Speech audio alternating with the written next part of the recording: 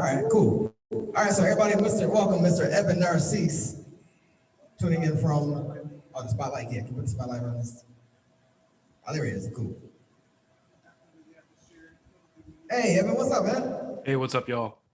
Doing great. How are you? Good. Dope. Damn, thank you for joining us today. What you working on? What did we take you away from? Because I know you're one of the busiest people, working in the industry. Today's actually a day where I have friends in town, so just hanging out with them. I'm gonna meet up with them when I'm done with this call. So and maybe work later, but nothing I can talk about right now. Gotcha.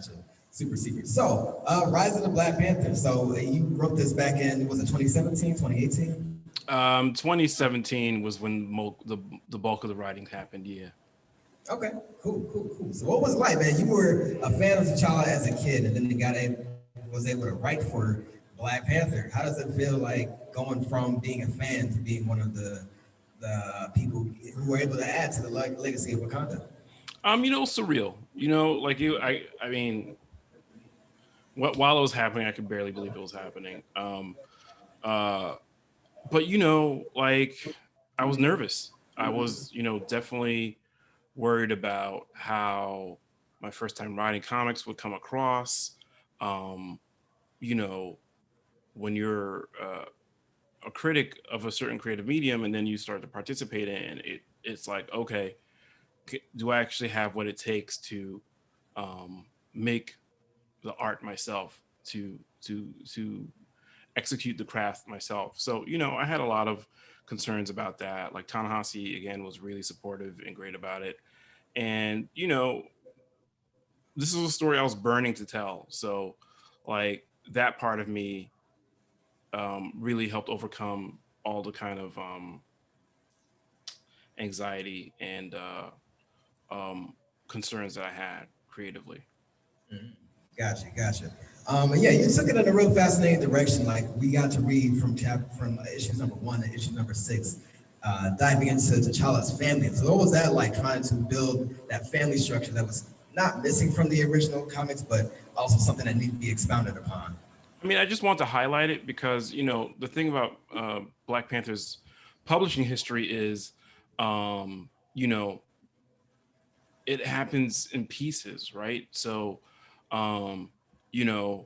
his father's been there from the beginning, right? T'Chaka's been in almost, all of the longer major storylines that T'Challa's been in. There's been references to him, right? So, but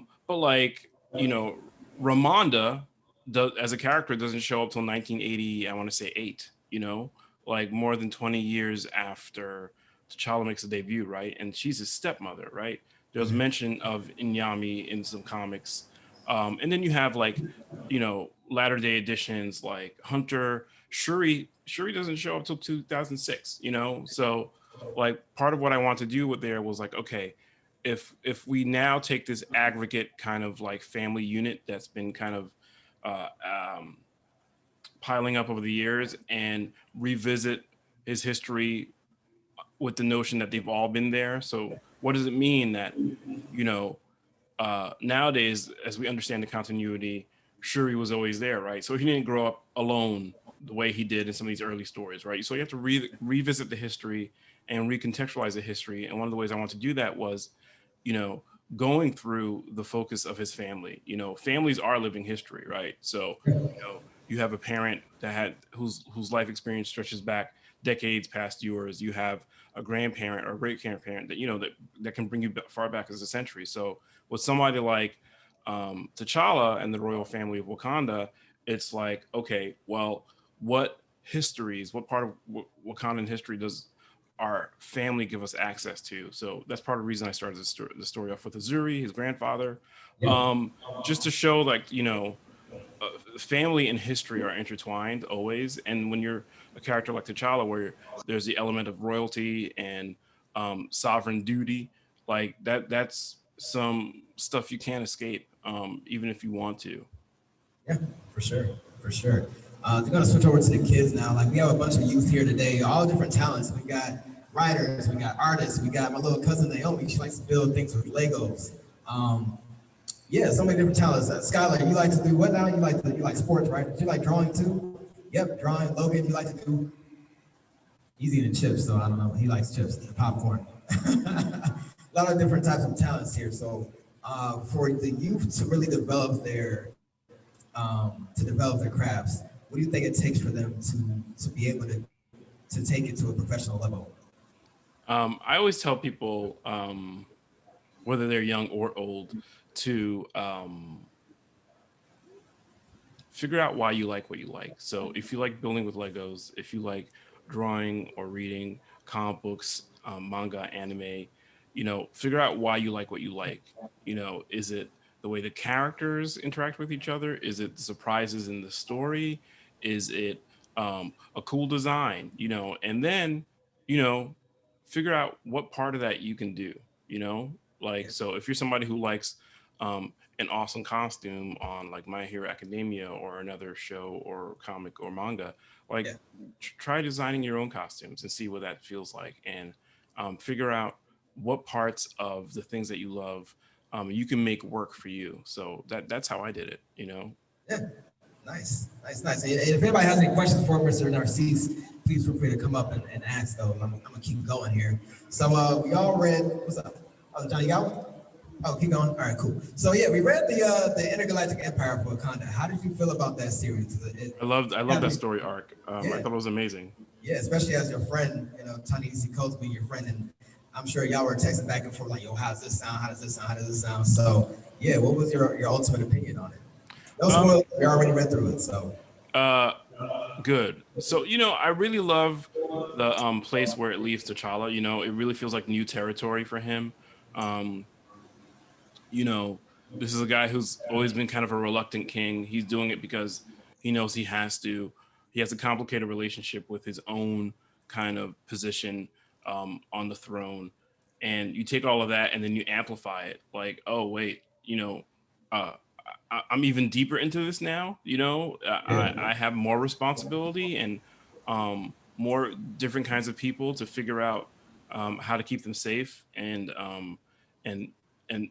execute our best values. One of the things I loved about that story arc was how it was a bunch of Wakandans who were lost in space and took that hardcore survival ethos and basically turned it into um, um, the worst version of itself. Like in order to survive and thrive, we've got to subjugate other peoples, and that's I think that irony, that reversal, is one of the best parts of the storyline. So um, um, I think it is such a great place to leave the character, and it's going to be really interesting to see like how the rest of the Marvel universe responds to this kind of cosmic elevation of Wakanda as a power in the universe. And I play with that a little bit in the last Annihilation Wakanda one shot that's coming out in September. nice. Um, but I also love, these some of the characters like that we met in that storyline, like the way Bast was kind of transformed into a little girl, and the new M'Baku and Nakia, of course, I thought were great. I thought it was an amazing storyline. I really, really loved it. Okay, dope, dope.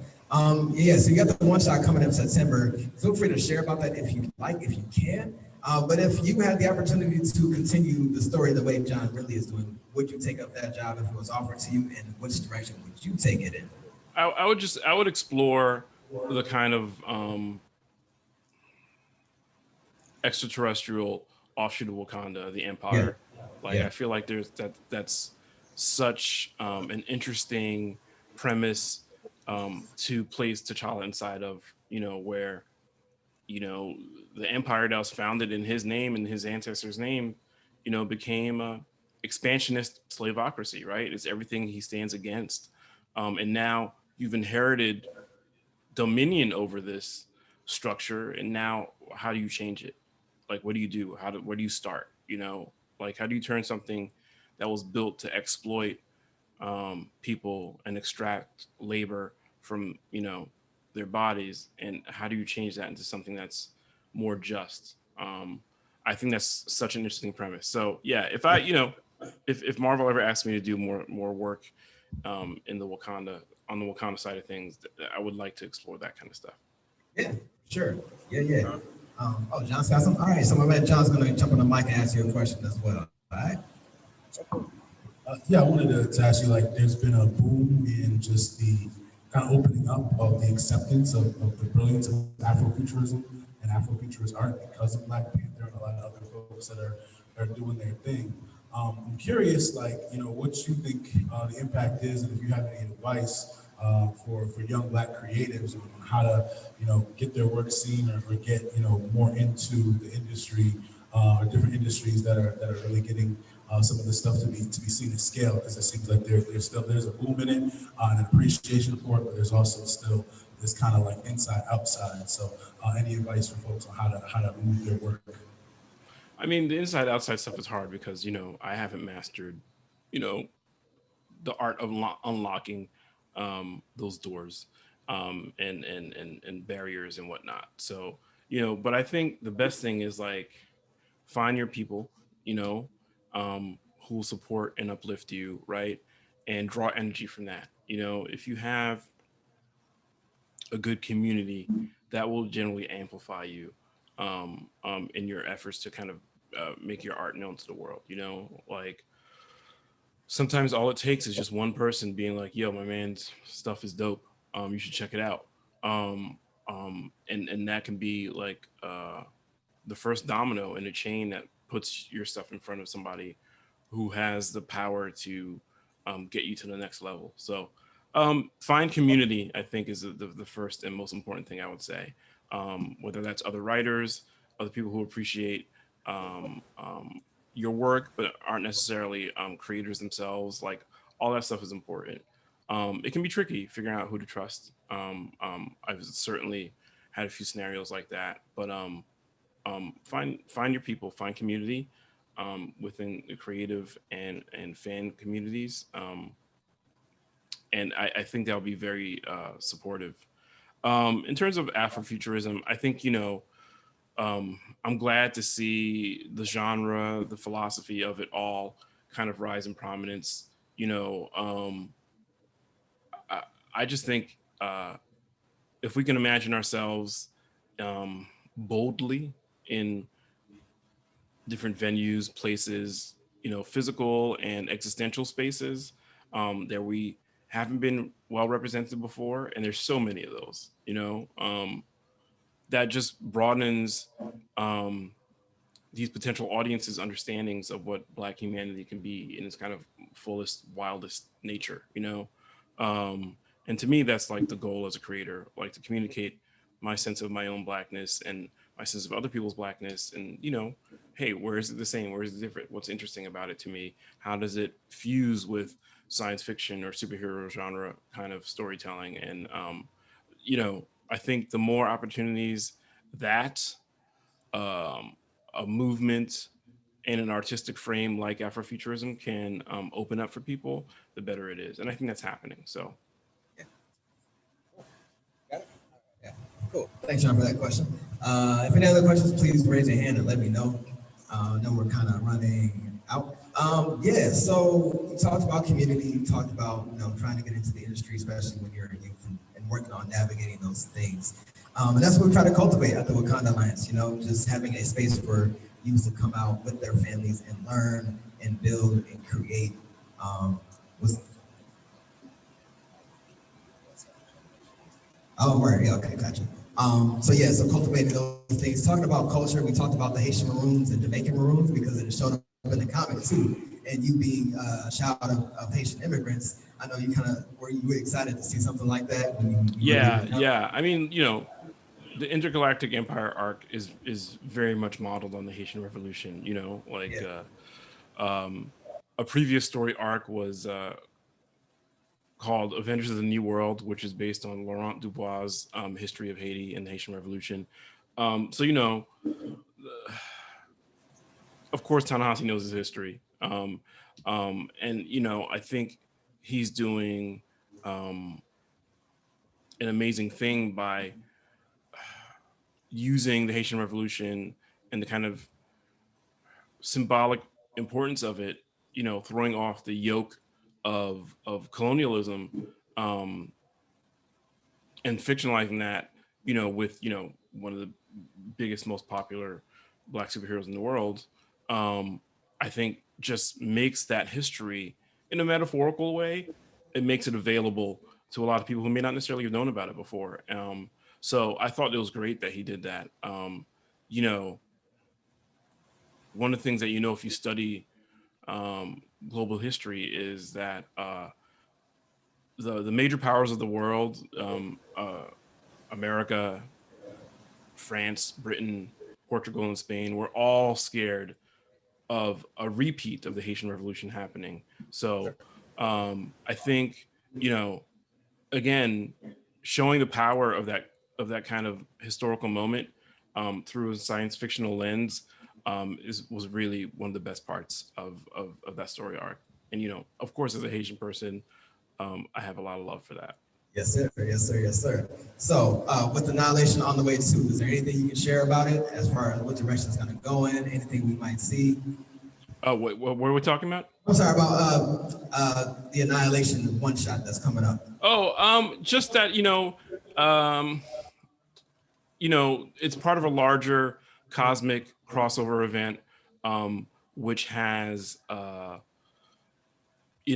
the people and armies and cultures of 5 different planets finding themselves under assault by Dormammu, the kind of extra dimensional, ruler of the dark dimension, who often fights Doctor Strange. So, these people from different cultures, sometimes who have been enemies, have to figure out, okay, how do we pool our efforts and work together to dispel this threat? So, Wakanda gets called in. I don't want to, give away any spoilers, but they find themselves again having to figure out an alliance with people where there isn't necessarily a lot of trust, but there is this looming threat that no one faction is going to be able to defeat by itself. Nice, nice. Yeah, we're all looking forward to that. So everybody, look at your comic stores. September, Black Panther Annihilation will be out. It's a one shot, so it's only one issue. Yeah, well, yeah, we'll definitely read it. Yeah, absolutely. And yeah, one of the things we're talking about also, Evan, before we let you go, we're doing Kwanzaa to Juneteenth, so we're connecting both of those holidays. So every month we have a different principle from the Nguzo Saba to talk about. So the first month was Oja, this month is Kuji Chagalia, which is self-determination. So is there anything that you would like to bring up as far as like what drives you to, as far as determining things for yourself, determining your own destiny, whether there's been any obstacles you had to overcome, and where your heart played in overcoming those obstacles, and the people who are around you who helped you determine that your destiny, which is now your reality? Yeah, I mean, part of it, an important part of it for me, of activating my self-determination, an important part of that was becoming a father. All of a sudden, your purpose is crystal clear. It's to take care of this other person and make sure that they grow up happy, intelligent, compassionate. You have a whole bunch of values and ideas that you want to embody in your child, and figuring out, how do I teach that? How do I model that for them? Is a big part of my self-determination. Doubts and obstacles, I'd say my biggest obstacle is consistency of approach and motivation, self-doubt is a thing I struggle with sometimes in the creative process. And I think just knowing that it's going to be part of the process, and giving it its space, but not too much, and determining how to move on and when to move on. Sometimes it's just getting a sentence on the page and writing another sentence after that. And they may not make sense together, but then the next task is to make them make sense together. And then add more and revise and refine. So like, habit and routine are good ways to kind of get past those obstacles. And I've been lucky enough to have the time and space to figure that stuff out. So, yeah, that's how, I motivate myself and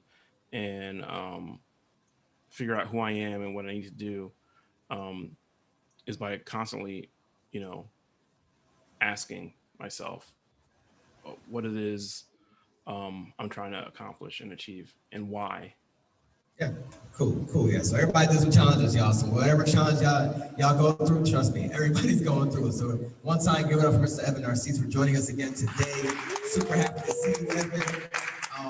Thank you, y'all. Yeah, the one shot's coming out. Anything else we should keep an eye out for? The New Day Power Positivity comics are out and coming. It's a 2-issue miniseries that portrays the fictional origin of the wrestlers of the New Day, how their careers started, how they got together as a team, and some of the challenges they had to face. So issue 1 is out. Issue 2 will be out in 2 weeks. We got the cereal, right? The New Day. That's what those guys are. Don't they have a Yes. cereal? With the pink and blue jumps. Yeah. Nice. Yeah. Word. So that's out. And Last Annihilation Wakanda is out in September. And I contributed to the Black Panther War for Wakanda expansion that's coming out for the Avengers video game. Yeah, so and that's out in August exactly. I don't know the exact date. I don't think they've announced it, but yeah. Yeah. Oh yeah, I'm super excited for that. I didn't try the Avengers game yet, but now that the Black Panther expansion came out, might have to get that game. I'm hearing that a lot. Yeah. But so Evan, we will send you. We got Galactic Tribe t-shirts too. We'll send you one. I'll send you an email. You can shoot us your address, get your size and all that too. We truly appreciate you coming on to talk with us and everything. This will be up for repost later on in the day. But again, we're super happy to have you. So I hope you enjoy the rest of your day. Enjoy your friends and family, and we'll be in touch. Thank you guys. You guys take care and have a good weekend. Thanks, Evan. All right, give it up for Evan one more time, y'all.